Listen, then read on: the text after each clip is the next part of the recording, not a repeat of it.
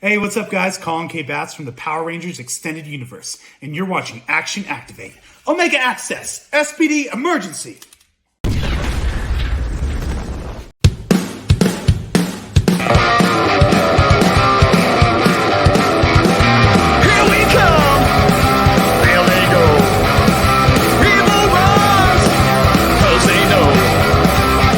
All right, that's enough of that. I'm Gazbot. This is Action Activate. With me, as always, is this other person. It's the big dog. I was looking for a morpher, but I thought I had more time. It doesn't matter. We don't need morphers. We need spoilers. We need to talk about the Unworthy Psycho Menace. Holy Spoiler edition. This is the spoiler edition. Spoiler. Our spoiler free. We both think it's great. That's the short version. TLDR, all think it's great. Good. What else? The fact that, a few minutes in, you get Psycho Green in the cockpit going, this is where the fun begins.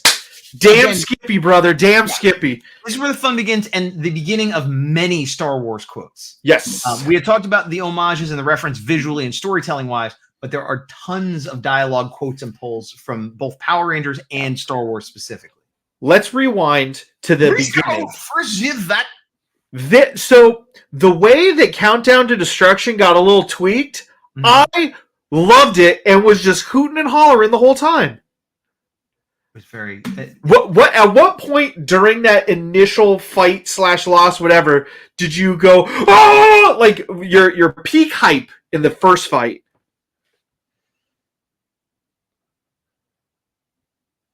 It's probably not going to be when you expect. It's weird considering the rest of the movie, show, whatever. Yeah. The stuff that Mighty Morphin Red was doing was impressing me. It was. And it was more about like everybody losing and failing and what Andros is going through. And that we got there. But when I was just watching how Red was fighting, the choreography and the big slashes and how it was sort of like the team is down, but it's like clearly it's more than just a couple of foot soldiers because the Red Ranger is just like owning them. But eventually it's just like zombies like catching up to him and stuff. Yeah. So like even though it wasn't his story in that moment, like that I think because that was early on. Like she said, what got me going? Yeah. That got me going. We went other places, but that got me going. And I remember having the thought, and I had this thought a few times, of where I was like, well, even if the rest of it sucks, this is cool. Like, and the rest of it did not suck. But I had that exact thought of like, well, this was worth it just for this fight. Yeah. All of the beginning was great.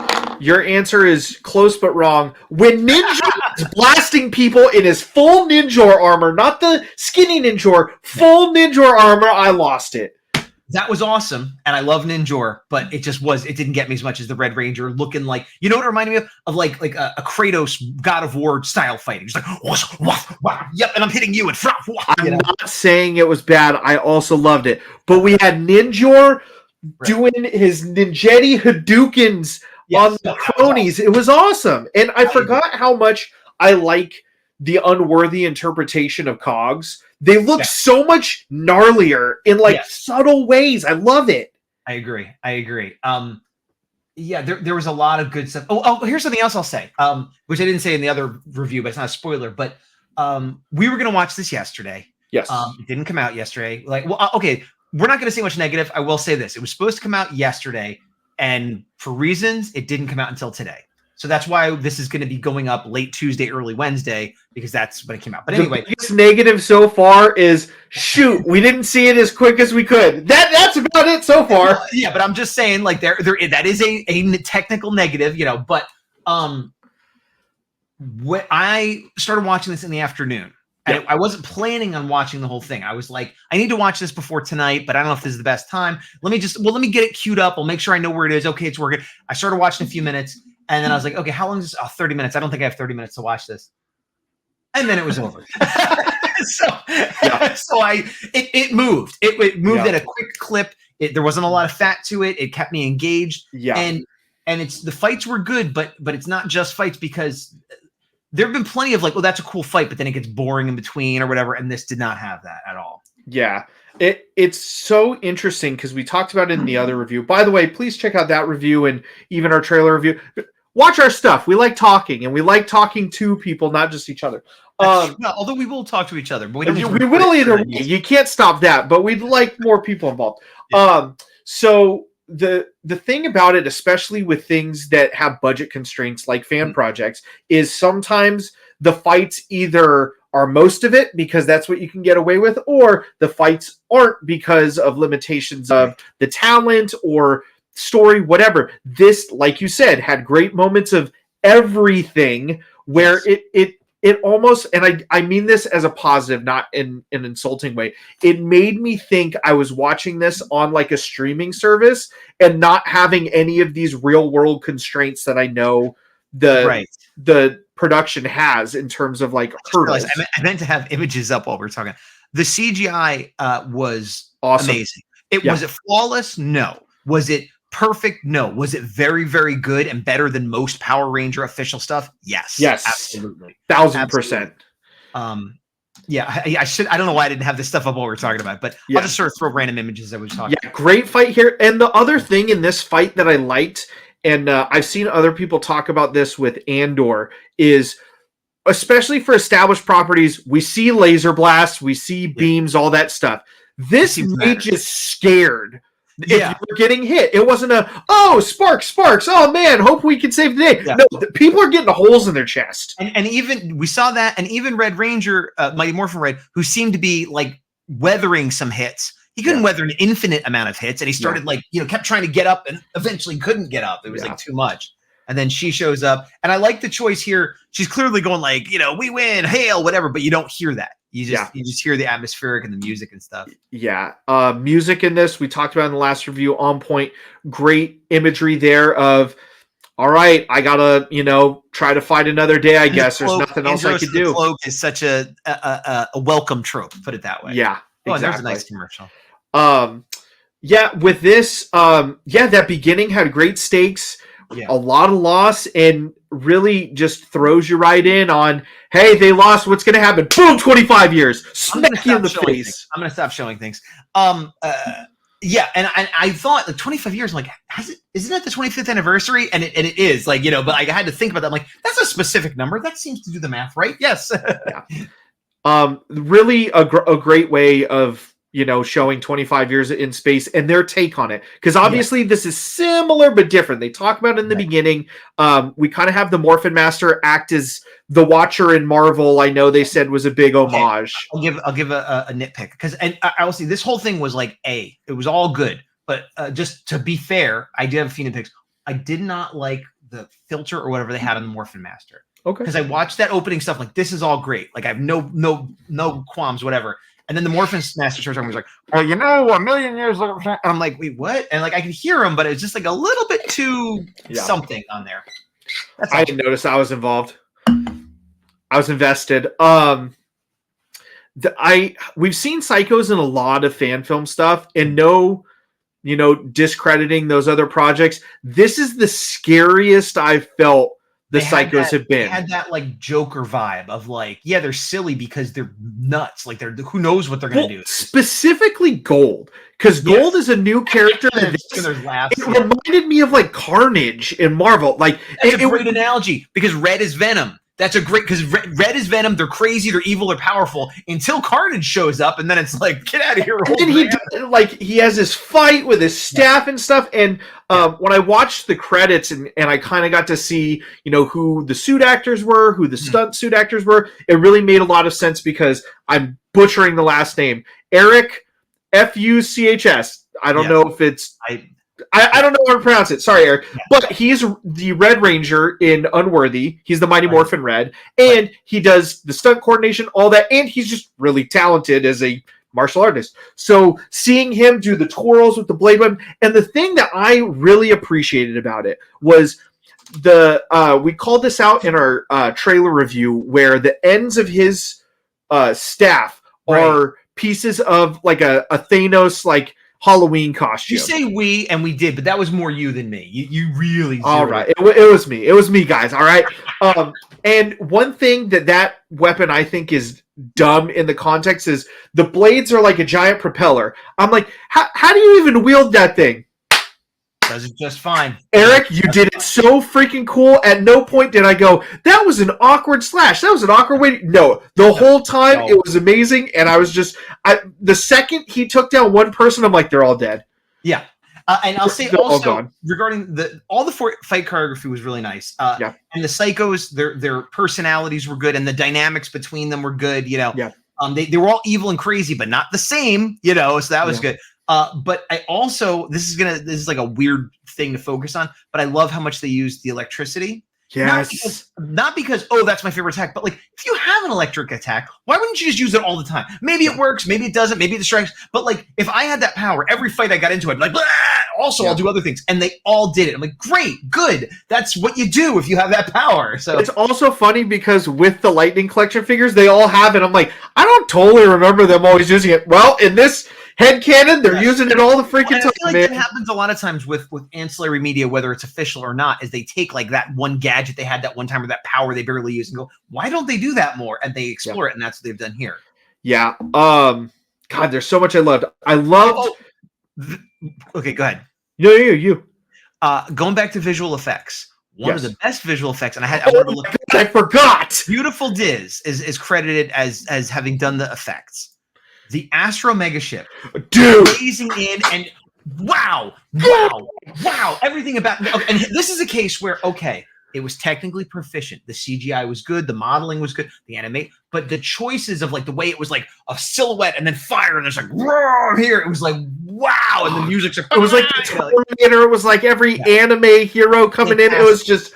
And this is what was the last thing we saw where it was Daizujin CGI or whatever had done? It was Once and Always. No. I'm sorry. I wasn't. We had seen one of the other. I forget if it was Unworthy or. It was Unworthy. We saw it in the background of the Origin episode of Arbiter. Okay, and they showed, and it was used from the Instagram user. I think it's Daizujin 3D or CGI. Like I always forget their name.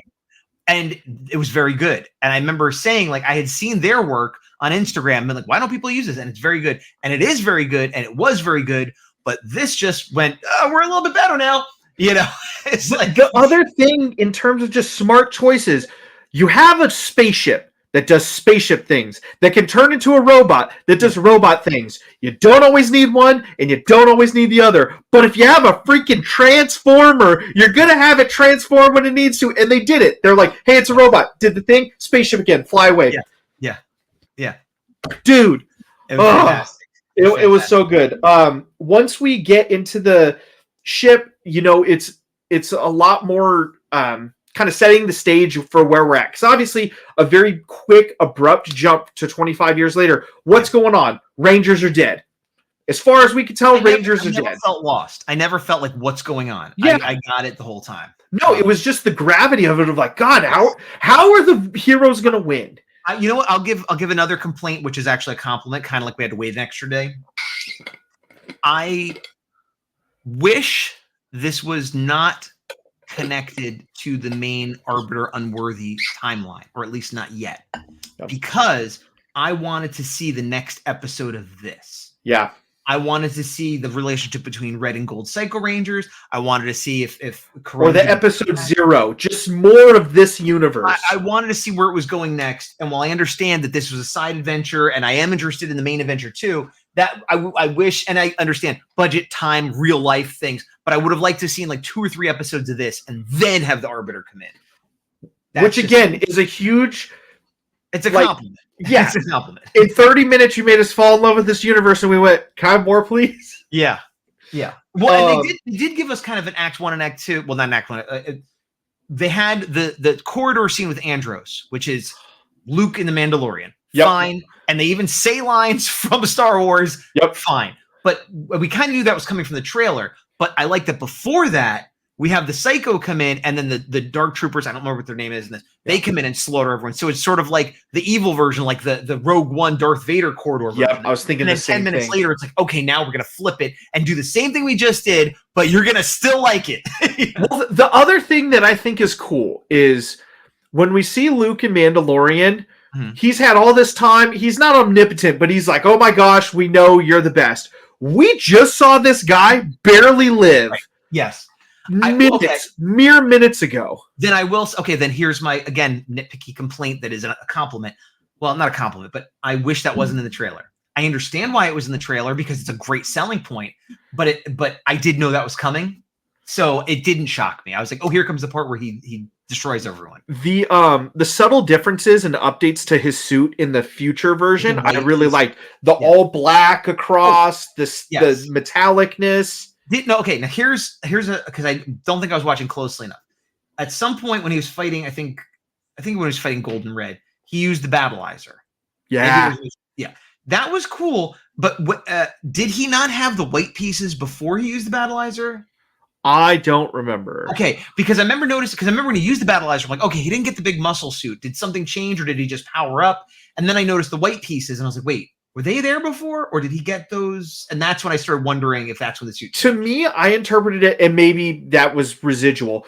To me, I interpreted it as he could have done that in universe, but instead kind of turned it into this giant grenade that he threw at them and went boom. There you go. I mean, I liked it either way, but I've only watched it once, but I did. I was wondering, speaking of going back to a grenade, when we saw the human soldiers all getting their butts kicked, and one of them threw a grenade, and he goes, "Earth defenders never surrender," and I'm like, isn't that the Megaforce slogan? And then when the team gets, and they're like, they're going to be Megaforce, and I got to say, again, it was disappointing, but good storytelling because, Megaforce isn't most people.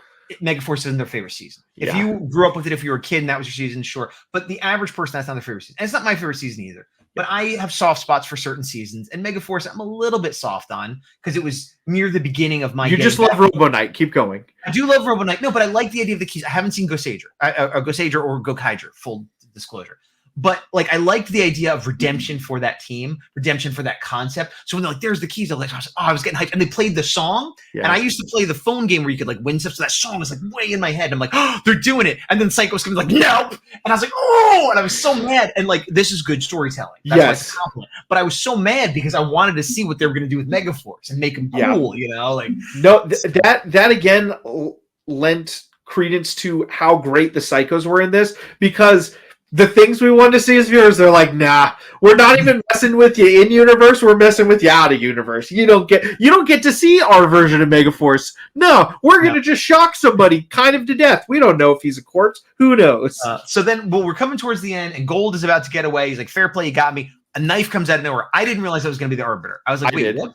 And because I forgot this was part of that universe. Yeah. I was just watching it. I'm like, oh no, the Arbiter. And he just starts wrecking everybody. And I'm like, oh boy. And so then they go through the portal, they hear the call, and it's like, okay. And I will say, as much as I was like, oh, once the Arbiter said the line of run, hide, I'm like, okay, that's cool. That's very, that's when he becomes the Freddy, Michael Myers. I'm just going to keep, not Freddy, Jason, Michael Myers. I'm just going to keep walking and I'll get you eventually. So that was very cool. I figure in 6 months to a year, we'll get the next episode. Maybe sooner, but I'd rather wait. Somebody said, I don't remember where I heard this, but I've heard it multiple times, but late is temporary, bad is forever. Yes, so, I forget. I just saw that recently too. Okay, yeah, and it's that thing. Late stinks, but if you take your time and make it good, the people are going to remember that it's good, not that it was late. So I'm excited for the next episode, but I understand it's going to be a long time. I'll probably watch this one again before that because I want to go back and really watch it as opposed to just having it wash over me. But thumbs up, big recommendation. H-Hill Worldwide, great ending music. I've nothing but good things to say. Oh, one more negative nitpick. Use fog machines or smoke machines because the only CGI I didn't like was the CGI smoke. It looked super fake. Just use a fog machine or something. Fair. Yeah. We totally glossed over the Empress Andros fight. Loved it to death. Yes. I'm excited to watch that again. I know you have a heart out. That's why I'm trying to wrap it up. I know. The Savage Sword was great. I loved the different sizes of it that they incorporated. Everything was awesome. We don't have enough nice things to say. Kudos, Unworthy team. Loved it. Great episode. Can't wait to see what's next. But until next time, I've been the spoiler menacing Big Dog. And I guess I've been the spoiler Psycho bot. I forgot to put Psycho. And to the power. See y'all later. Credit. Yeah, I definitely I need to rewatch some Unworthy now because it's been too long simply for joyous purposes. Yeah, for this it was fine. I didn't need to rewatch it. For the next episode, I feel like I need to rewatch all of the Unworthy and all of the Nerdbot, other side of it. But there's also, there was some, speaking of fan-made stuff. There was some other series. I mean, there's lots we haven't seen, but there was some bigger one that I saw recently, and one of my recommended. I'm like, oh, we should watch that eventually. Maybe when we finish Cosmic Fury before we go back to Mystic Force, whatever. If you guys know one, tell us. But we have to leave now. Yeah, and also, if you like content like this, we have plenty of other fan series we've watched, so go watch our reviews on that, and then watch the series. Yeah, and let's go. Psycho.